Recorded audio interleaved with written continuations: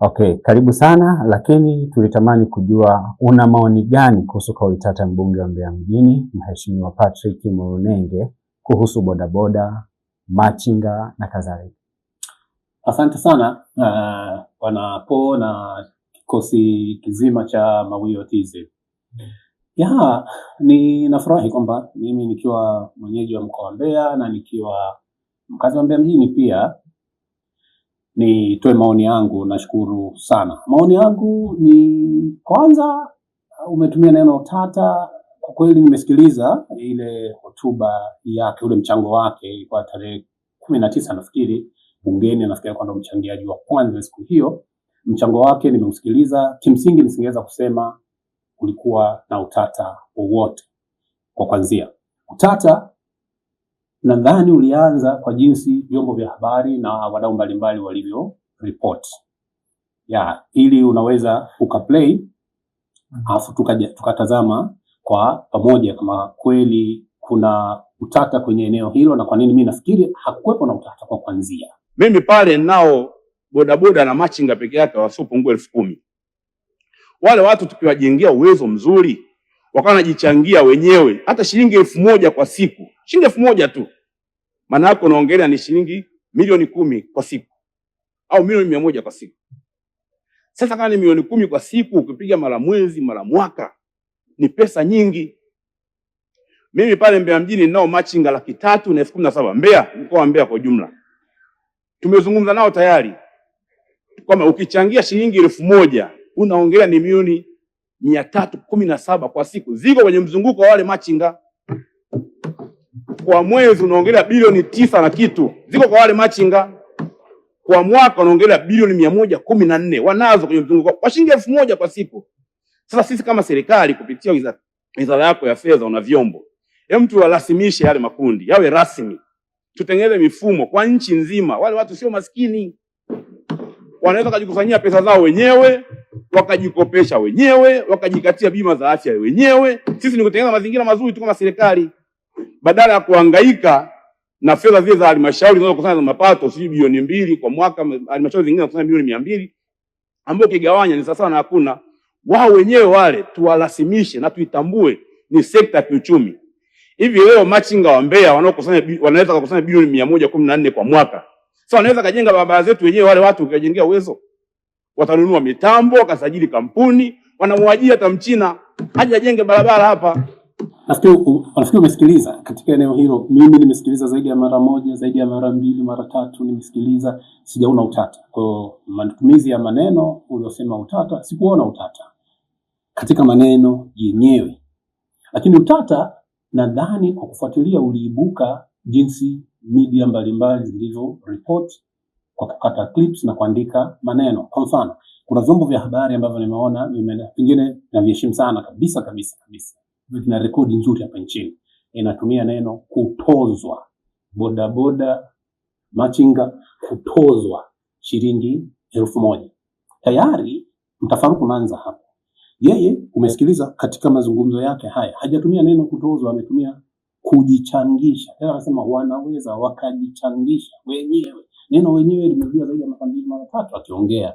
Kwa hiyo kuhusu utata nafikiri kuna nguvu kubwa hapo. Ndio umuhimu wa vyombo vya habari kina Mawio kuwa kuripoti vitu accurately na kutafuta kutumia maneno sahihi. Inawezekana sio kwa nia mbaya mtu akaona watozwe, lakini huyu hajaongelea kutozwa, anamaanisha kujichangisha wao wenyewe. Anatumia sana neno wenyewe. Sasa maoni yangu mimi kwa kweli ningefikiri ni hoja ambayo ni nzuri, ni hoja muhimu, ni hoja ambayo kwanza imechelewa utekelezaji wake. Kwa nini nasema ni nzuri? Kwa sababu ni hoja anachozungumza ni kitu pekee ambacho kitu muhimu ambacho kinaunganisha mawazo kwenda kulingana na dira ya 2050, uchumi kumilikiwa na wananchi. Sababu hii ndio njia ambayo kwa njia nyingi pengine, lakini kwangu mimi nafikiri njia muhimu, njia pekee kwa sasa naijua inayoweza kuwafanya Watanzania walio wengi wamiliki uchumi. Kwa miaka mingi tumekuwa sindikizaji katika masuala ya uchumi, lakini hii inawawezesha Watanzania wenyewe kumiliki uchumi. Kama anavyozungumza kwamba serikali, kuna maneno hapa, kuna keywords ambazo kwenye media hatujazikava kwa kiasi kikubwa. Anazungumza serikali kuwajengea uwezo, serikali ijenge uwezo, serikali iwarasimishe. Katika mazingira kama hayo, nadhani ni jambo la msingi. Kule mwishoni anaongea vitu vizuri sana ambavyo vimekuwa nafikiri misrepresented, kwa sababu kusema watoze buku nguvu ya buku ili zijenge barabara ni kitu ambacho kinakasirisha sana, lakini hajazungumza hicho. Kwa nafikiri Mwanunenga amelitaja hili kwa wakati sahihi, kwa maoni yangu kwa wakati sahihi, na kwa kweli naamini wizara itahitaji kwanza kutafakari kwa nini mazingira ya jengo ni kweli ziko SACCOS, kuna mifumo ya vikoba, lakini nakutaka kukumbusha mwandishi kwamba hiyo mifumo yote hiyo imetengenezwa wakati tunaelekea kwenye dira ya 2025. Sasa tunakwenda kwenye dira ya 2050, kunahitajika mabadiliko makubwa. Mtazamo wa serikali wa kudhibiti, kucontrol peke yake, kuregulate peke yake, nafikiri hautaweza kutuwezesha Tanzania wengi au private sector kwenda, kwa sababu hii ni njia mojawapo ya kuwafanya Watanzania wengi washiriki kwenye private sector. Anaongelea wakijichangisha hizo hela, wakimobilize, waweze kusaidiwa mazingira yawe bora, kusajili kampuni, wasajili kampuni ya kwao, waweze, kwa mfano yeye nafikiri kwa nawaza kampuni ya ukandarasi, kwa mfano kampuni ya ukandarasi iweze kushindania tenda, wakijengewa mazingira mazuri, wanaweza kaajiri competent watu, wanaweza kuandika bids, wanaweza kuandika wanaweza kumwajiri Mchina. Ni ndoto pana na ndefu na ya msingi kwa waajiri utaalamu kutoka nje aje ajiriwe hapa na hawa na kampuni ya Wamachi.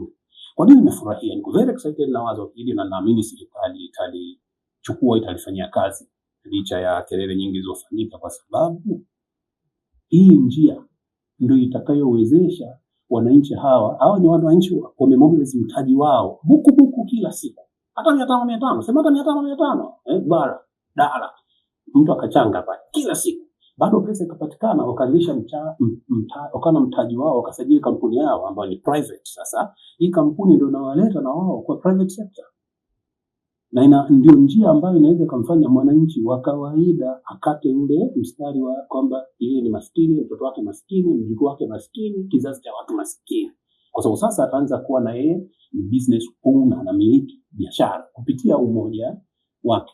Kwa naiona, maoni yangu naiona ni njia ambayo inaweza kumtoa Mtanzania wa kawaida kutoka kwenye kipato cha kijungujiko, kile hand to mouth, kwenda kuwa na yeye ni miliki wa uchumi, ikitengenezewa mazingira mazuri ambayo Mheshimiwa Mwanunenga anazungumza, kutengenezewa mazingira mazuri, wawezeshwe, na Wizara ya Fedha ndio ina wajibu huo. Ni kubadilisha tu mindset. Wizara ya Fedha badala ya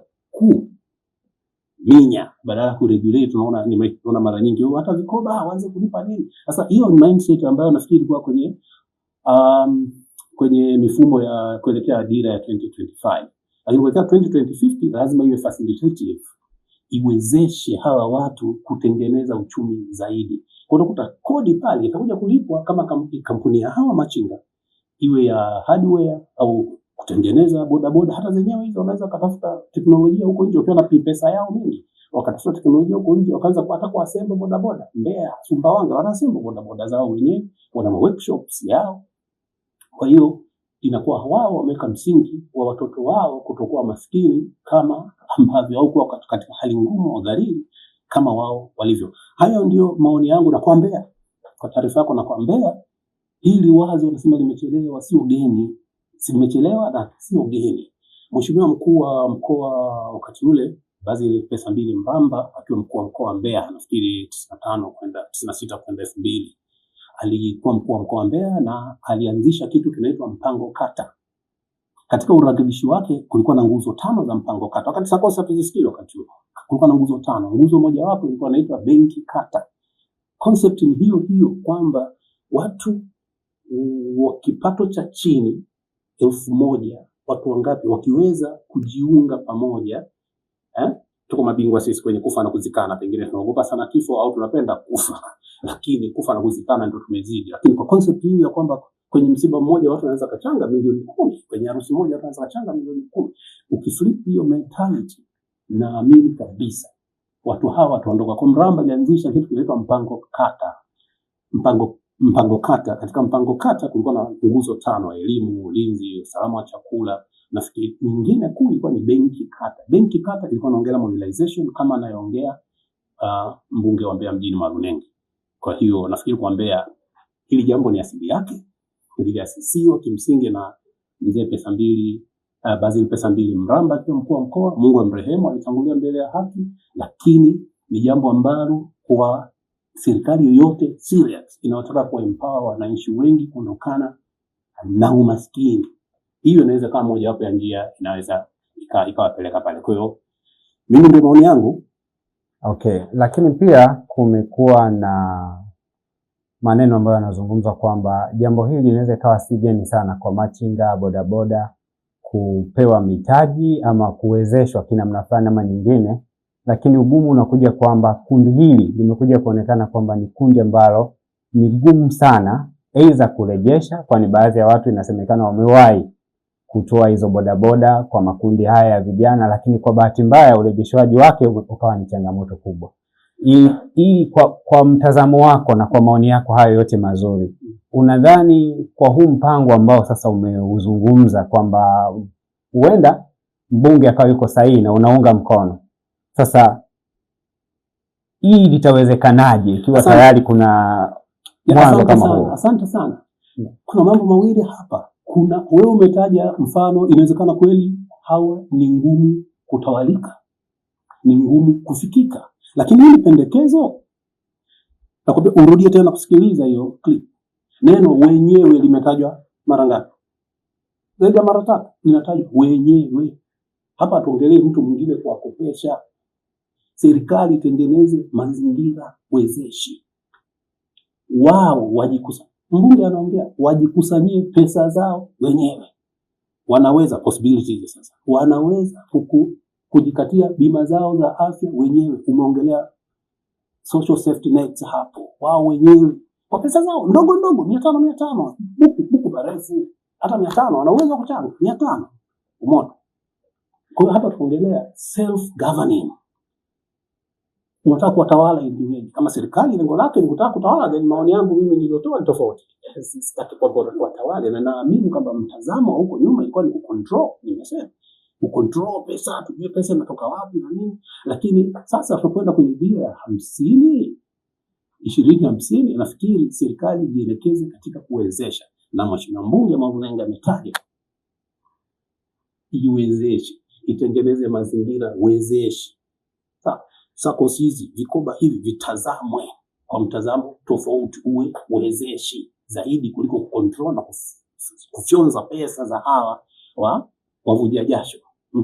Kwa hiyo katika mazingira sioni changamoto yoyote inayofanana na hizo ulizotaja. Kwa sababu ulizotaja hizo huko ni za watu wengine kuja kuwakomboa hawa. Lakini hii anayoizungumza nilivyoelewa mimi ni wao kujikomboa wao wenyewe. Akija mtu mwingine atachangia hapo mtaji, it's fine, akaribishwe. Asante, tunashukuru, umejipendekeza au umependelea, sawa. Lakini wao, hii hoja ni ya wananchi wenyewe kujitengenezea mifumo ya kujiwekea pesa zao. Na hii Tanzania tuna uwezo huo. Harusi ngapi watu wanachanga mpaka milioni 40? Hakuna mtu anaingilia. Sisi tumekubaliana kamati yetu wanachanga milioni 40. Sawa. Vikoba hivi vinaendeshwa vingi, watu mpaka milioni 100, 200, 500 kwenye vikoba. Mbona wanaweza? Kwa nini useme hii haiwezekani? Hawa bodaboda wana uwezo maeneo mengi tu, wameweza kukusanya pesa za kufa na kuzikana 50 million etc. Kwa hiyo serikali iangalie mfumo ambao, nafikiri ndio wito wa mheshimiwa mbunge hapa, waangalie uwezekano wa kuwatengeneza mazingira ambayo hawa watu wanakuwa self governing. Kwa habari ya kutawalika, habari ya kukopeshwa, forget about it. Na nafikiri anahitaji pia Marunenge hapa. Anasema badala kukomaa na own sources za revenues zile za ndani, makusanyo ya ndani kwenye halmashauri ambayo vyanzo vingi serikali kuu imechukua property tax, imechukua ambazo ni vyanzo vya msingi. Kwa unakuta anaishia kupata milioni 200, milioni 300. Unavigawa nusu kwa watu mbalimbali. Okay, mimi sipuuzi, lakini kimsingi hawezi kuwatoa watu significantly kwenye umaskini. Itafanya tu endelee kupenda serikali hivyo ni kama cosmetic. Lakini huu mfumo ukitengenezwa mfumo mzuri wa watu kujichangisha pesa zao wenyewe, wakazisimamia wenyewe. Serikali iweke mazingira ambapo miongoni mwao hatatokea mwizi akaziiba. Sawa, ikatokea mfumo ambao serikali haitatokea ikazikopoa hizo pesa. Itatotoa Tanzania kwenye umaskini. Na nafikiri sio machinga tu, hata walimu tunaweza tukafanya hivyo, watishi tukafanya hivyo. Baadhi ya maeneo tunafanya. Mbeya Press Club wanakwenda vizuri na mkoba hao. Kwa tunaweza tukafanya hivyo, ni thinking hiyo. Asante. Okay, labda kwa swali jingine la nyongeza, umezungumzia hapo kuhusu machinga na hao bodaboda, na tumeona namna ambavyo kwa maelezo yako vitu hivyo ama jambo hilo linaweza ikawa na mchango mkubwa sana kwenye jamii na kukuza maendeleo. Lakini pia umezungumza kwamba sio tu machinga na bodaboda ambao wanaweza kufanya hivyo, hata waandishi wa habari na makundi mengine tofauti tofauti. Nataka kujua haya makundi yakiwa na nguvu sana, nafasi ya serikali, nguvu ya serikali itabaki vile vile kama ambavyo ilikuwa mwanzoni wakati serikali ilikuwa ikiwajibika katika kila kitu, tofauti na kipindi hichi ambacho sasa tunaona sasa nguvu wa kila mtu sasa hivi wana uwezo wa kumiliki makampuni ya ujenzi, wana uwezo wa kujikopesha, wana uwezo wa kusimamia kila kitu chao. Nafasi ya serikali inakuwa iko wapi kwa wakati huo? Asante sana. Nafikiri swali zuri sana mwandishi wa habari. Swali zuri sana. Mimi nafikiri nafasi ya serikali, nafikiri kosa tulilonalo bado kwenye akili zetu kutoka kwenye ujamaa ambapo uchumi wa kijamaa ule uchumi hoje ambapo serikali ni kila kitu, ndo babu, ndo mjomba, ndo binamu, ndo jirani. Sawa, nafikiri hiyo bado tumeibeba. Na kwamba swali hili umeniuliza ambaye ni kijana zaidi kuliko mimi linanifurahisha sana kwamba hii mentality kumbe imeingia sana kwenye damu mpaka kwenye uboho, kwenye bone marrow za Watanzania, labda tunawaambukiza vijana wanaochipukia. Lakini ninachotaka kusema serikali yoyote inayojiamini itafurahia hiyo hali. Itafurahia. Serikali iogope matajiri. Serikali iogope watu wake kuwa na ahueni. Itapata sifa. Maana serikali nataka kuhakikisha kwamba kuna commitment. Sawa, kuna commitment ya serikali. Serikali yetu ya Tanzania imejifunga katika kuhakikisha kufika mwaka 2050 tumekuwa taifa lenye ile uchumi wa kati juu, sio kati chini. Tumekuwa uchumi wa kati juu. Sasa uchumi wa kati juu lazima pato la taifa la mtu mmoja mmoja lazima lipande. Kwa serikali na uhakika itafurahia habari kama hiyo. Kazi yake itabaki kuandaa mazingira wezeshi. Unafikiria ndio maana nataka kuamini kwamba hili jambo serikali itaendelea kulichukua, wizara itachukua, italifanyia kazi, italichakata. Kwa sababu hao watu kadhaa wametengeneza kampuni yao. Ile kampuni sinalipa kodi. Imekuwa ni private sector, sinafikia 70 sio ngapi kwenye vision. 70 au so. Iwe ni private sector. Kwa hiyo hawa watu mmoja mmoja wamejiunga pamoja, wamesema kampuni lao ni kubwa sana huko. Sawa. Wanafanya kazi.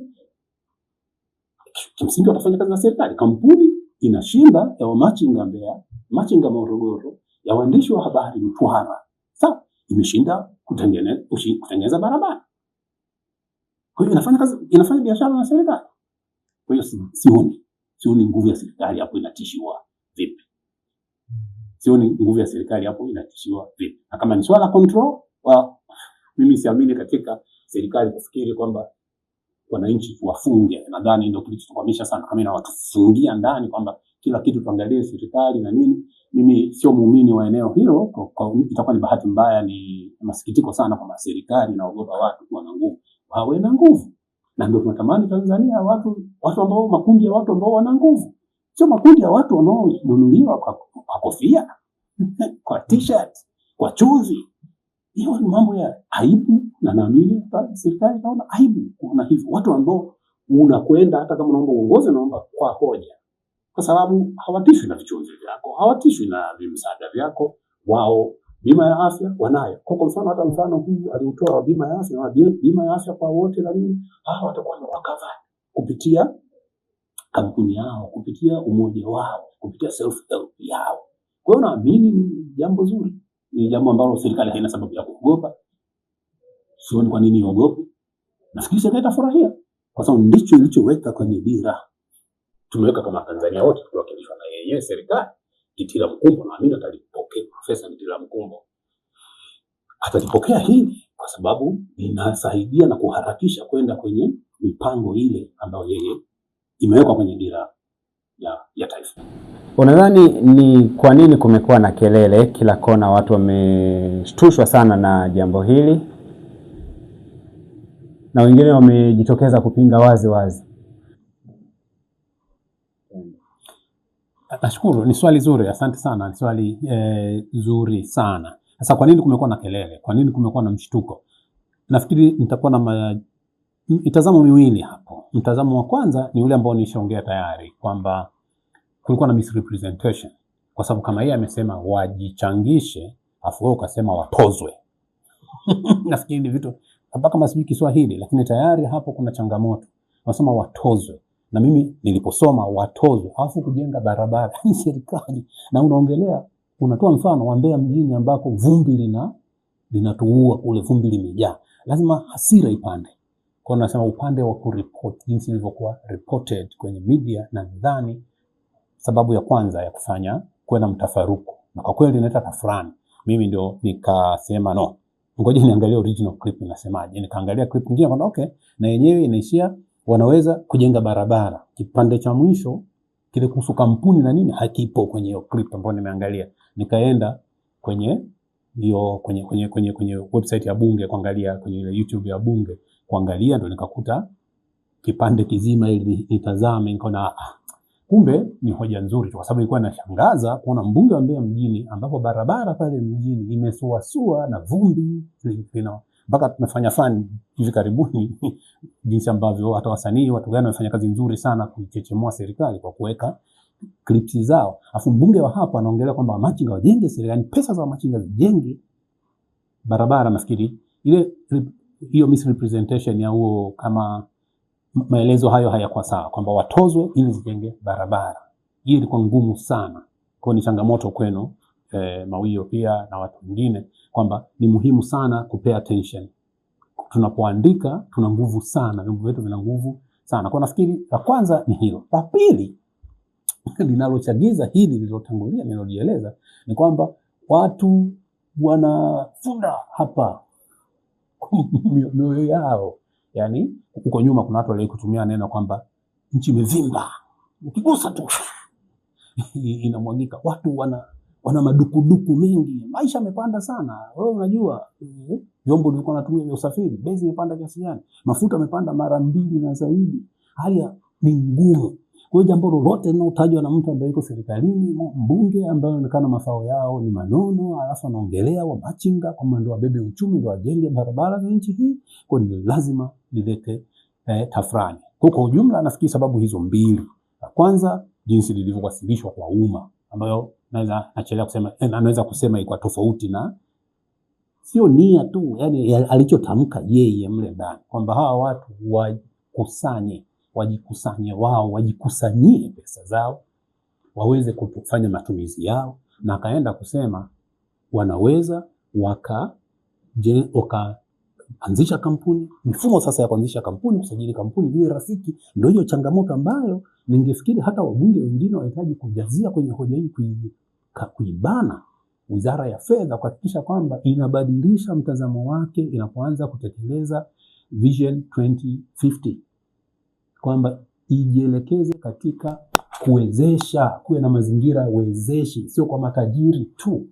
Kuna mapinduzi kidogo nimeona kwenye budget ya sasa hivi, ile tax holiday, kwamba kampuni inaanzishwa mwaka mmoja ili afikie mapinduzi kama haya. Sasa mtazamo kama huo ndio uendelee kuwafikia watu wengi. Watu vijana wamemaliza shule, wamefanya nini, wanaweza kuanzisha kampuni bila kuwa na stress ya kwanza kulipia BRELA, kulipia wapi, kulipia TRA, tax clearance na minyororo mingine yote iliyopo katika mazingira kama haya. Kwa hiyo ndio sababu mbili ambazo mimi nafikiri zimesababisha kelele zote hizi. Asante. Asante sana kwa mtazamo wako. Sasa baada ya hayo yote yaliyoweza kutokea, unadhani ni nini kifanyike au Mheshimiwa Mwaurenge afanye nini? Nini kifanyike?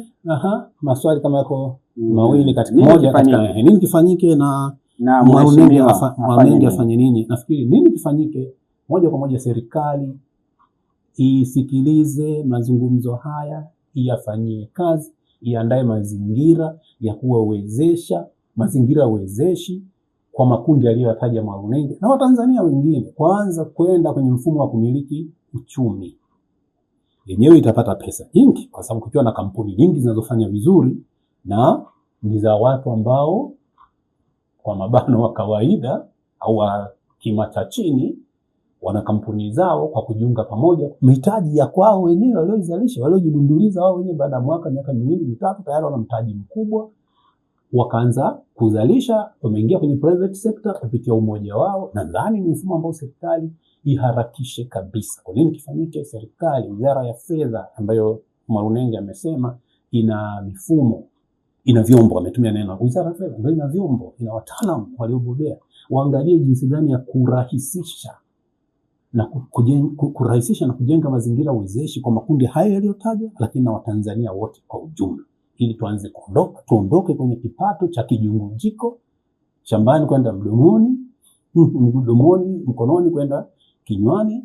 Sasa tuende kwanza kumiliki uchumi katika umoja wetu. Hata tusiponufaika sisi moja kwa moja, basi watoto wetu wasibaki kama tulivyokuwa. Kwa hiyo hilo la kwanza. Kwa hiyo hizi kampuni sasa zitalipa, zikitajirika zitalipa kodi bila shida. Hizi kampuni za sisi kina Yahe zitalipa kodi.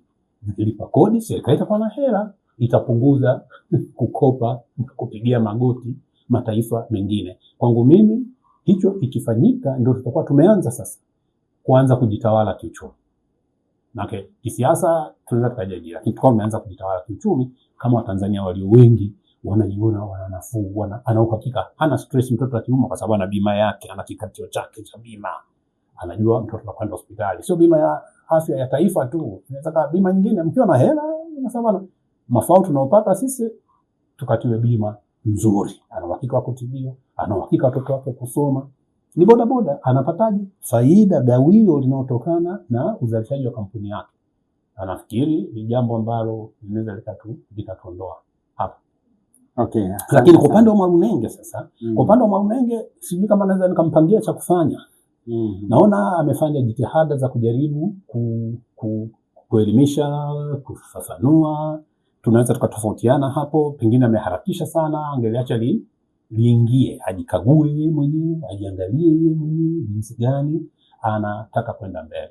Lakini kwa maoni yangu mimi ni anaweza kufanya iwe limechukuliwa, kwa sababu alikuwa anaongea katika scale ya kitaifa kwamba iwe sera ya kitaifa, jambo ambalo ni nzuri kwa sababu likiwa la kitaifa mazingira yatakuwa wezeshi zaidi. Lakini bado anayo nafasi, kama ambavyo anasema wameanza kule Mbeya, wamesajili SACCOS moja nadhani, kama ya Machinga nafikiri, au wako mbioni kusajili ya bodaboda. Nafikiri sasa yeye ana changamoto hiyo ya kuthibitisha kwa watu wengi tuliompinga, tuliomuunga mkono kwamba hilo jambo linawezekana.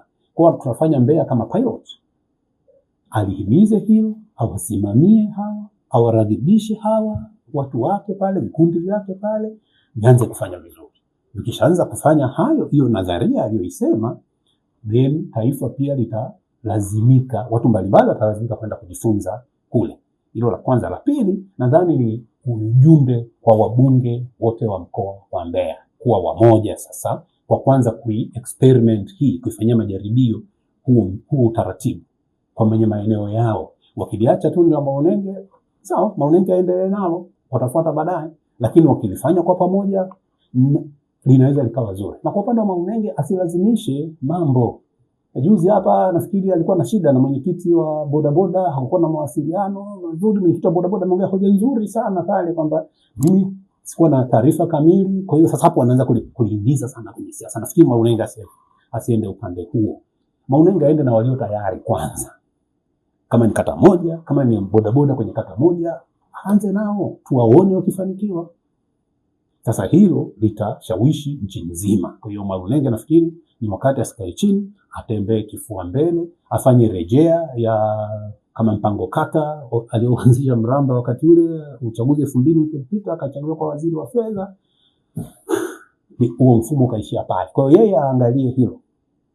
Kwa awashawishi wenzake wabunge wa mkoa wa Mbeya watakaokuwa tayari waende nalo hilo, kwa sababu naliona likibadilisha Mbeya kwa haraka sana kwa mtazamo wangu. Mwalunenge asife moyo, asonge mbele, kwa sababu analiamini, na bado tuko watu ambao tunaamini ni jambo sahihi, ni jambo zuri, ni jambo la msingi litakalowatoa wana Mbeya kutoka kuwa watazamaji kwenda kuwa sio kwa wachezaji tu, lakini kuwa watu wanaonufaika na maendeleo yanaendelea kupatikana.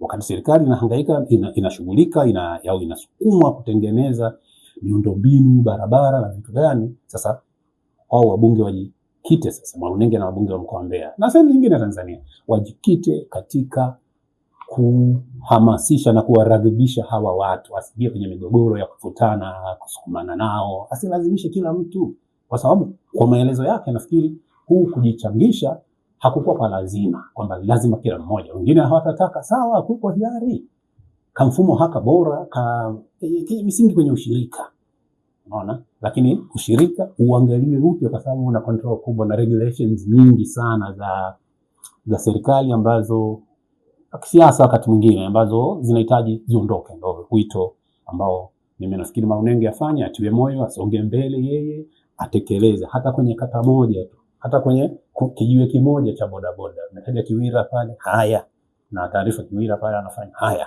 aende nao hao tu waone. Hata mpango kata nao kwambia wakati wa Mramba pale Kiwira ulikuwa na benki kata, ilibaki miaka yote, nafikiri ndio benki kata pekee ambayo ilisalia, iliendelea kufanya kazi. Kuna watu wamenufaika pale, sijui sasa hivi kama ilibadilishwa kwa SACCOS na nini, hiyo sasa ndio shida ya pengine visa regulations na nini, wachindwa kuregulate, ikabidi we SACCOS, sawa, lakini aende na walio tayari, wengine watajiunga nyuma. Asante. Shukrani sana. Tulikuwa na mimi mwongozaji wako naitwa Paul Makiusa, na hii ni Mawio TZ, lakini tutafurahi sana kukualika wakati mwingine endapo tutakuhitaji. Tutatamani sana uwepo wako. Karibuni hapa, milango iko wazi wakati wote. Nitafurahi kuzungumza na nyinyi. Karibu sana. Shukrani sana. Mpenzi mtazamaji unayetufuatilia kwa sasa hivi, basi tunakuomba sana kuendelea kupata kazi nzuri kama hizi. Hakikisha tu kwamba umegusa alama ya subscribe na kuwasha alama ya kengele.